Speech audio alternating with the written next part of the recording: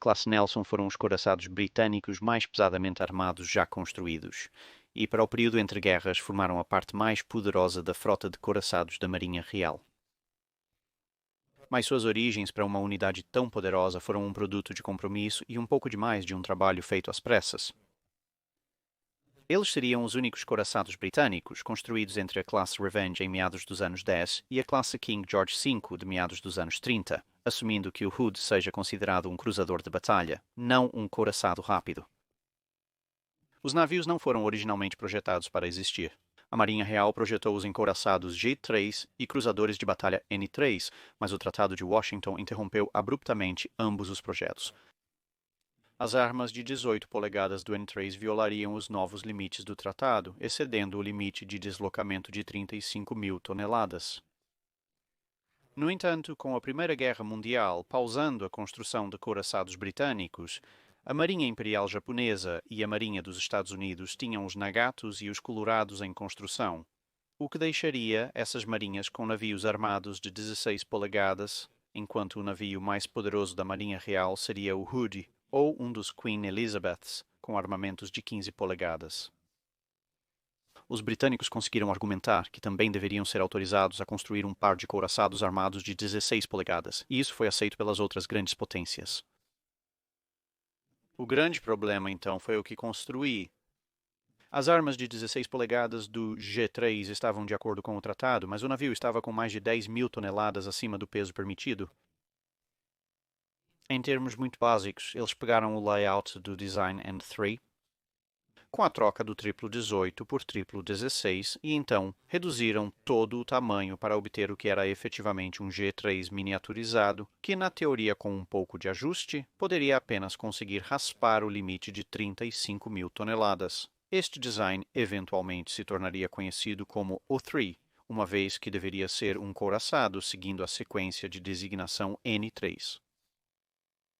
Ao contrário de algumas nações que mais tarde mentiriam descaradamente ou trapaceariam para ultrapassar os limites do tratado, os britânicos pareciam estranhamente obcecados em cumprir os limites e serem vistos fazendo isso. Isso, no entanto, não os impediu de garantir que os próprios limites fossem definidos de maneiras que eles pudessem explorar legitimamente.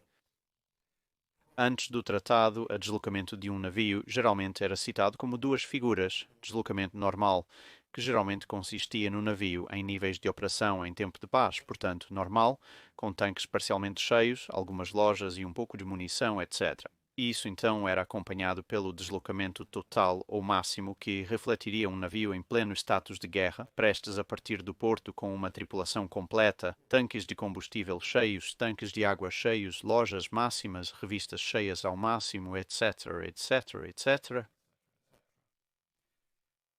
Os britânicos argumentaram que definir o limite de deslocamento usando qualquer um desses seria injusto para eles, uma vez que, com um império global para proteger, seus navios teriam que dedicar muito mais de seu deslocamento geral para tanques de combustível e água e coisas do tipo, para permitir que eles tenham o alcance necessário para operar em todo o mundo, enquanto uma nação como Itália, França ou Japão, com compromissos muito limitados no exterior e muito mais compromissos mais próximos de casa, poderiam se dar ao luxo de dedicar mais do deslocamento de um navio às partes de guerra do navio, simplesmente reduzindo as provisões de água e combustível de longo alcance. E assim foi criado um novo deslocamento padrão, que era efetivamente o deslocamento normal, com algumas pequenas alterações aqui e ali e uma mudança maior, que era a exclusão completa do peso de combustível e água armazenados a bordo. Isso em si já era relativamente justo, pois significava que você poderia medir o deslocamento de um navio em termos de seu potencial bélico. Mas então a primeira coisa que os britânicos colocavam no projeto do navio era um sistema muito eficaz de saliências internas de torpedo preenchidas com água, muito superiores a espaços preenchidos com ar, mas cujo peso significativo em comparação aos sistemas tradicionais não contava para o limite porque, embora fossem sistemas defensivos e deveriam ter sido contados para o deslocamento como a blindagem do navio, como o principal elemento era um líquido a bordo, no que diz respeito à saliência preenchida com água, ele poderia ser excluído dos cálculos de deslocamento padrão. No entanto, esta pequena trapaceada não foi a única coisa necessária para trazer os navios abaixo do deslocamento padrão. O armamento principal seria concentrado na proa, reduzindo o tamanho da cidadela e o peso da blindagem, pois o cinturão poderia ser mais curto. Os navios também adotariam a abordagem de tudo ou nada para a blindagem, a fim de maximizar ainda mais a proteção possível sobre a menor área necessária. As torres do canhão principal foram revisadas, com elementos estruturais da torre e da barbette removidos ou reduzidos, mantendo a blindagem da torre dentro das especificações, mas minimizando o peso total da bateria principal, seguindo o design preparado para os G3S.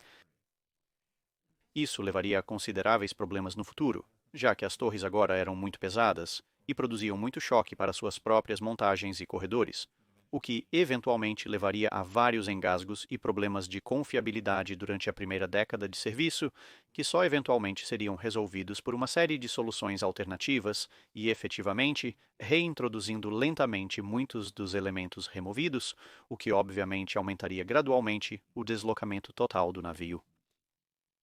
Devido à velocidade mais lenta de um navio de guerra comparado a um cruzador de batalha e para economizar peso, o arranjo tradicional de 4 parafusos foi substituído por 2 maiores,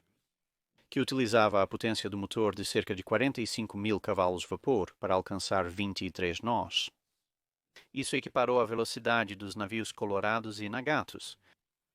Os motores e caldeiras foram ainda mais rearranjados para reduzir o comprimento total da cidadela, e o casco foi modificado usando lições do layout G3 em uma forma hidrodinâmica muito eficiente que maximizou a velocidade que o navio poderia alcançar, usando o que era realmente uma usina de potência muito pequena.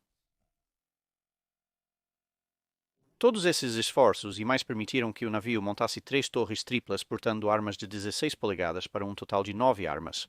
com todas as torres à frente, como dissemos, e a segunda torre super disparando sobre a primeira.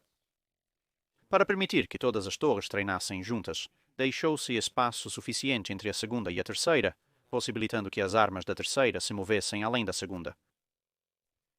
Após testes realizados com navios capitais alemães que haviam sido capturados durante a Primeira Guerra Mundial e suas armas, o canhão de 16 polegadas foi projetado para disparar um projétil um pouco mais leve do que era típico da prática britânica, mas em uma velocidade bastante alta, mesmo para um canhão naval.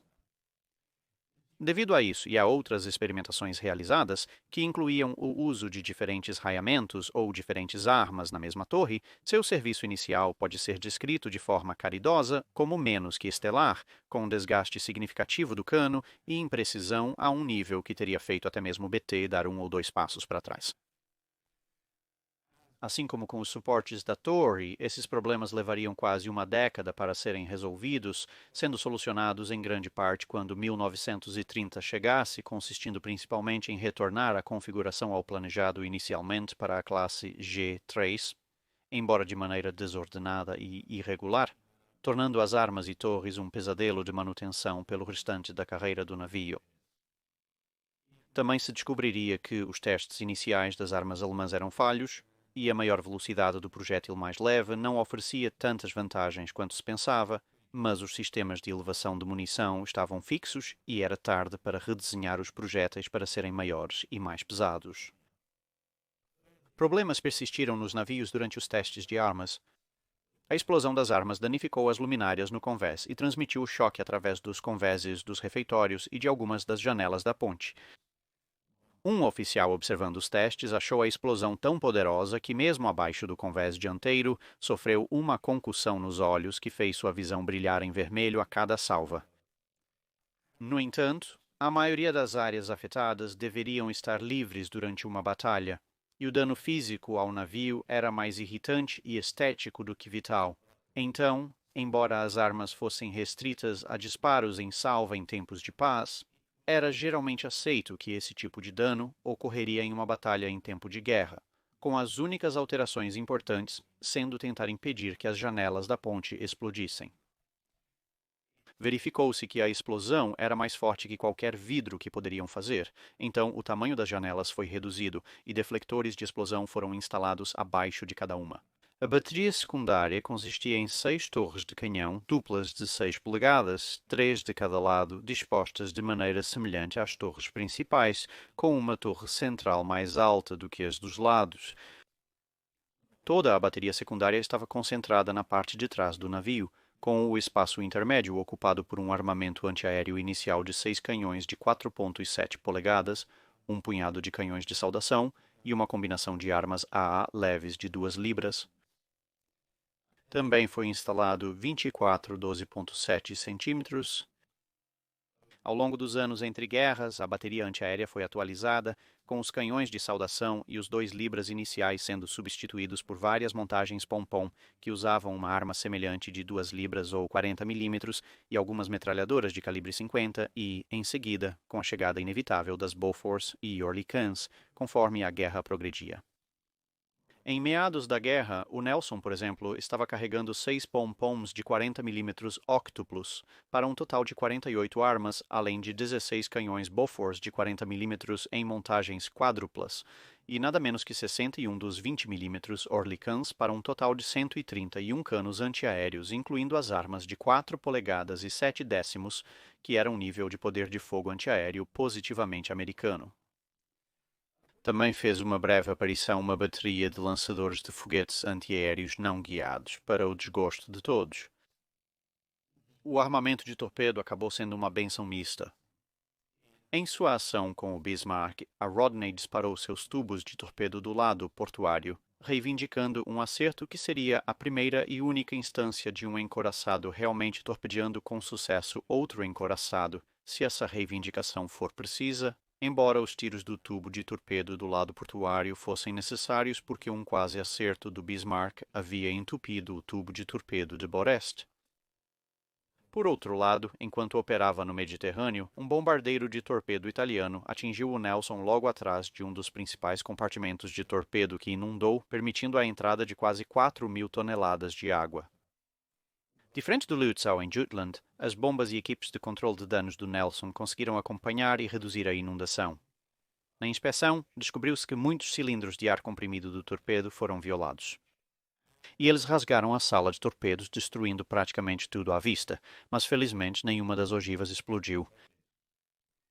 O oficial inspetor lamentou principalmente a perda de um queijo particularmente grande e agradável que ele havia adquirido durante a licença em terra, e que estava no depósito imediatamente atrás da sala de torpedos, que levou a pior parte do impacto, e infelizmente o queijo agora estava totalmente inedível devido à contaminação por água salgada. A blindagem nos navios consistia em um cinturão inclinado interno, que foi emprestado do projeto da classe G3, que estava inclinado cerca de 18 graus a partir da vertical, com uma espessura máxima de 14 polegadas. Isso refletia um design que era baseado em dar e receber fogo de longo alcance, já que a mesma ideia, com quase o mesmo ângulo, embora com 2 polegadas a menos de espessura, foi adotada para as classes South Dakota e Iowa da Marinha dos Estados Unidos algumas décadas depois. Este esquema de blindagem era muito resistente onde presente, complementado por um convés que, em seu ponto mais forte, tinha pouco mais de 6 polegadas de espessura. Porém, o esquema de blindagem foi criticado por ser um pouco raso demais, com sua borda inferior situada apenas um pouco abaixo da linha de flutuação no deslocamento projetado do navio. Existem alguns fatores atenuantes para essa crítica, no entanto. A principal ameaça para tal layout de cinto raso são as conchas subaquáticas, que na verdade não foram desenvolvidas na época, e então você não pode projetar uma armadura para resistir a uma arma que não existe. Conchas que impactam a água também na época detonariam em contato com a água, a menos que fossem inativas, e a maioria das conchas até a Segunda Guerra Mundial também possuíam essa característica. Além disso, para desviar o cinto de uma batida na linha de água, que obviamente evitaria atingir a água antes do navio, seria necessário um golpe que vinha em um ângulo bastante inclinado, cerca de 25.000 jardas ou mais para a maioria das armas em serviço na época, de coisas como a classe Nagato, os Colorados, os Padrões ou os Fusos, o que era improvável baseado em matemática pura e como a Segunda Guerra Mundial apontaria, era na verdade quase impossível baseado na realidade. Finalmente, a armadura do cinto ficava dentro das defesas contra torpedos em camadas, que incluíam a camada cheia de água que mencionamos anteriormente, E enquanto as defesas contra torpedos não eram blindadas da mesma maneira que o cinto, a intenção de projeto do sistema de defesa geral era iniciar a detonação dos projéteis entrantes cedo antes de atingir a armadura e, no caso de um projétil, de alguma forma, atingir e detonar abaixo do cinto de armadura. Dado que iria explodir no sistema de defesa contra torpedos, que foi projetado para resistir à explosão de um torpedo que carregava várias centenas de libras de explosivo a bordo, as cargas de explosão relativamente pedestres de 30 a 50 libras dos projéteis navais deveriam ser relativamente facilmente absorvidas pelo sistema, supondo que o fusível do projétil tenha sido iniciado na ou logo após o impacto com o casco externo ou a própria água do mar. Como mencionado, um projétil de mergulho seria capaz de contornar a maior parte, se não todo esse sistema, então na Segunda Guerra Mundial eles estavam em risco de certos navios de guerra japoneses. Mas, no geral, era uma boa ideia em teoria para a época em que foi projetado, e no evento nunca chegou a ser realmente posto à prova, então a análise final quanto à sabedoria desta escolha particular de recurso de design deve, claro, ser deixada ao espectador. A classe também introduziu o recurso comum de todos os futuros navios capitais britânicos a partir deste ponto, a superestrutura da torre octopoidal, também conhecida como mansões da Rainha Anne. Embora, ao contrário dos designs posteriores, ela mantivesse uma torre de comando totalmente blindada também caso alguém quisesse romper com a tradição e realmente usar a coisa maldita. Devido ao amplo espaço concedido nesta superestrutura, todas as operações diárias do navio necessárias dentro e ao redor da ponte poderiam acontecer sob cobertura, com posições expostas sendo uma questão de escolha e não de necessidade. Algo que era muito útil ao operar principalmente no Atlântico Norte e no Mar do Norte, onde as condições do mar eram frequentemente descritas como um pouco agitadas. Apesar de uma reputação precoce de ser um pouco desajeitado, em grande parte graças à ação do vento na superestrutura, que ficava bem atrás da linha central do navio e teria um efeito muito maior que o normal, e poderia desviar o navio da linha se o leme e o timoneiro não fossem experientes, eventualmente se mostrariam navios surpreendentemente ágeis depois que suas tripulações se acostumassem com suas características únicas de manuseio e conseguiram evitar a maioria dos pequenos choques e arranhões que quase todos os outros navios de guerra britânicos encontrariam pelo menos uma vez nos ancoradouros mais comuns da frota.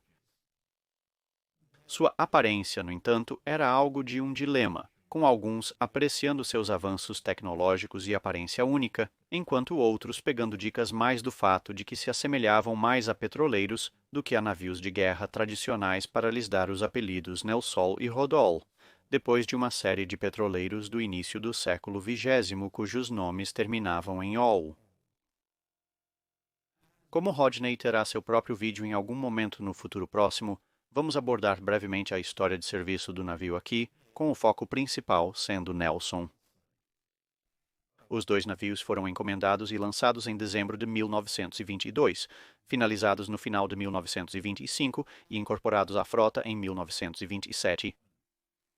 Nelson utilizou materiais decoraçados cancelados para sua construção, tornando-se o navio principal da frota doméstica até o rei George V assumir em 1941. Em 1931, ambos os navios fariam parte da revolta de Invergordon, que foi um protesto muito britânico sobre uma série de grandes cortes nos salários dos marinheiros, e em vez de violência aleatória, vandalismo, coisas sendo incendiadas e a ocorrência ocasional de explosões, foi, ao invés disso, um protesto onde muitos discursos e canções foram cantados, mas os navios foram mantidos em níveis básicos e os oficiais e homens, embora discordassem bastante sobre toda a questão de obedecer ordens, tendiam a se dar relativamente bem, sem qualquer violência major entre as duas partes.